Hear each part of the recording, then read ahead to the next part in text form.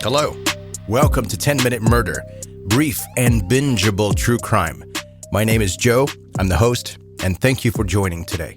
And in a conversation I was having today, someone whipped out the word titillating on me. It turned into one of those situations where the person's still talking, but I'm completely tuned out and fixated on something completely different. And hopefully I'm not a weirdo and I'm the only one that does that. But for real, titillating is not a word that real people use, right? I know a handful of people lose their minds when they hear the word moist. But why isn't titillating given the moist treatment? Moist is like the Nickelback of words. No one seems to like moist and no one really knows why.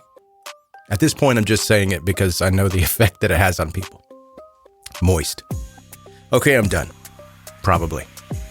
If today's the first day that you're listening to 10-Minute Murder, I'm glad you're here, and you walked into a weird one, obviously. But as we're going with this story, make sure you hit subscribe at some point. That way, when you become a subscriber, you don't miss any of the future episodes of 10-Minute Murder. And you can always connect with 10-Minute Murder on social media. You'll find all those links in the show notes of this episode, as well as at 10minutemurder.com. Now to today's story.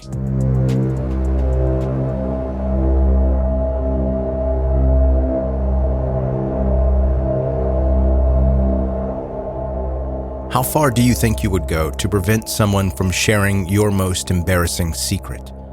In the case of Mark Redwine, his secret wasn't just embarrassing. It was completely disgusting, but he made sure it would never see the light of day. But Mark made one crucial mistake. He had taken photos of himself engaging in this fetish. In the photos, Mark could be seen wearing women's lingerie, a wig, and makeup, while eating something that appeared to be human feces out of a diaper. He was careful with the photos, which he kept on his computer, but not careful enough. Mark had divorced Elaine, Corey and Dylan's mother, and he was currently engaged in a vicious custody battle. The last thing he needed was for his kids to turn against him, but that's exactly what happened. Dylan and Corey were understandably disgusted by the images, but Corey took photos of the photos just in case the boys decided to confront their father or show the pictures to their mom. Dylan tried not to think about what he had seen in the photos, but those photos had caused his relationship with his dad to become strained. When he went to visit his father in November 2012, he asked Corey to send him copies of the pictures so that he could confront Mark in person. His mom Elaine was worried about Dylan's visit to see his father in the rugged part of La Plata County where he lived. She didn't know about the photos, but she'd noticed how anxious and upset Dylan had been around his dad over the past year. But she didn't have the option to forbid him from going. Her attorney assured her that if she prevented Dylan from visiting Mark, she might face prosecution. Had she known about the photos, it might have been a different situation. At the time of Dylan's visit, Mark already knew that at least one of his children had seen the photos. Corey had revealed that he'd seen the photos during an argument with Mark and used this knowledge to antagonize his dad, sending a text that read, quote, "Hey beautiful, you are what you eat. Look in the mirror." It was the 18th of November 2012 when Mark picked up Dylan from the Durango La Plata County Airport. It wasn't a heartfelt reunion. In fact, the airport's CCTV cameras showed that the pair barely interacted at all. Dylan didn't want to stay with his father that night and asked if he could have a sleepover with a friend, but Mark said no. Dylan texted his friend instead, saying that he would come over to hang out the next morning. The last text message Dylan Redwine ever sent was at 9:37 p.m. that night. Nobody, except for his father, would ever see him again. The next morning, Dylan's friend sent him a text asking where he was, but there was no reply. Mark told the authorities that he left home early that morning to do errands, and when he got back home, a half-eaten bowl of cereal was left on the table, and the TV was still playing Nickelodeon. But there was no sign of Dylan at all. Dylan's mom, Elaine, didn't believe this story for 1 second. Investigators and locals came together to search the sprawling woods and alpine terrain that surrounded Mark's house, but there was no sign of Dylan. While volunteers and search and rescue teams combed through the woods in the area, there was one person who did not join them, Mark Redwine. Instead of searching for his missing son, Mark turned off his house lights at 11 p.m. and went to bed. At Mark's trial, This is what the prosecution had to say about his behavior that night. Quote, "At a time when most people would have been out in the woods with a flashlight, a time when most people would know to leave the light on in case a child was lost in the woods, at 11 p.m., the defendant's house went dark." That night, Mark Redwine knew something that the search party and investigators did not. Dylan was already dead. During the early days of the investigation, a second ex-wife of Mark's came forward to talk to investigators. She told them that during their divorce, Mark had told her that he'd rather kill the kids than let her have custody of them. Her being Mark and Corey's mother, Elaine. She also remembered a conversation with her ex-husband that chilled her to the core. He told her that if he ever killed someone, he'd dispose of the body in the mountains. More than half a year later, this statement would come back to haunt. It was the 28th of June 2013 when human remains were found 8 miles away from Mark's house. The location of the body was significant, as Mark Redwine was familiar with the surrounding area, in particular the ATV trails around Middle Mountain Road, where the remains were found. There was something else significant about the body.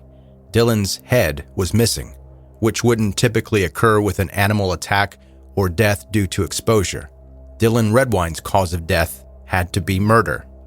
When cadaver dogs scoured Mark Redwine's house, they indicated the scent of human remains throughout the living room, inside the washing machine, and on specific articles of Mark's clothing. As it turned out, these were the clothes he had been wearing on the 18th of November 2012, the night before Dylan's supposed disappearance. Traces of Dylan's blood were also found in the house, and the same cadaver dog handlers found that cadaver scent was present throughout the Dodge truck that Mark drove. Now that Dylan's body had been found, the cadaver scent and blood began to paint a picture of what happened that night. 2 years passed, and there was still no closure, and Dylan's head was still missing. On the 1st of November 2015, almost 3 years after Dylan's death, his skull was found by hikers more than 1 mile away from where his body was found. Finally, forensics were able to determine the cause of the boy's death. His skull was broken just above his left eye, and there were scratch marks that had likely been caused by a knife wound at around the same time Dylan died. The cause of death appeared to be blunt force trauma to the head.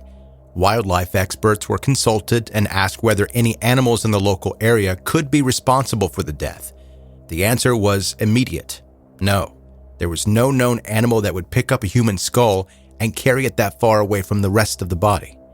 The evidence was clear. No animal had killed Dylan and then dragged his head more than a mile up the mountain.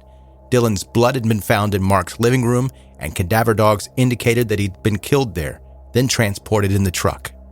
After a grand jury indictment in July 2017, Mark Redwine was arrested for the abuse and second-degree murder of his son, Dylan. The coronavirus pandemic delayed the beginning of this trial, which finally took place in 2021. The judge remarked on Mark's behavior during the trial, saying, quote, "I have trouble remembering a convicted criminal defendant that has shown such an utter lack of remorse for his criminal behavior." Almost a decade after Dylan's murder, his killer was finally brought to justice.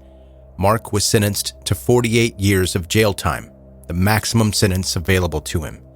While the defense argued that Dylan had still been alive the morning after his visit began, the cadaver scent on the clothes Mark had been wearing the previous night indicated something else. Dylan had been murdered before he even went to bed. To the prosecution, the motive was clear. Dylan had confronted Mark about the sordid pictures he'd found, and Mark had gotten defensive and angry. Somehow, that anger and shame turned into violence and then murder. During the sentencing, the judge summarized the case, speaking directly to Mark. Quote, "First of all, you killed your son, a 13-year-old boy. At 13, he's still a little boy. As the father, it is your obligation to protect your son and keep him from harm. Instead of that, you inflicted enough injury on him to kill him in your living room. After the passion of whatever caused you to act the way you did subsided, you didn't think about Dylan. You thought about yourself. You sanitized the crime scene, you hid Dylan's body, and you went so far to remove his head from the rest of his body." Mark Redwine declined to comment, but his ex-wife Elaine didn't hold back. She said, "Hopefully, he'll die in prison."